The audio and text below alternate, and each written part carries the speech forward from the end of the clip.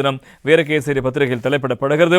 இது அரசியல் பழிவாங்கல், மக்களை பதிலளிக்க வேண்டும், முன்னாள் ஜனாதிபதி மஹிந்த ராஜபக்ஷ தெரிவிப்பு என்பதாக அந்த செய்திக்கு தலைப்பெற்றிருப்பதை நாங்கள் காணக்கூடியதாக இருக்கிறது.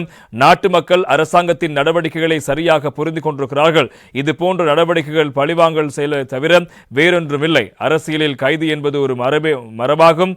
எனவே ரணில் விக்ரமசிங்க அதனை எதிர்கொள்வார் என முன்னாள் ஜனாதிபதி மஹிந்த ராஜபக்ஷ அவர்கள் தெரிவித்திருக்கின்றார்.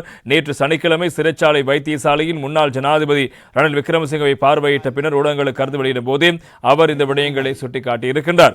ரணில் விக்ரமசிங்க இயல்பாகவே எம்முடன் கலந்துரையாடினார். அவர் இவற்றை பெரிதாக கருத்தில் கொள்ளவில்லை என்று எனக்கு தோன்றுகிறது.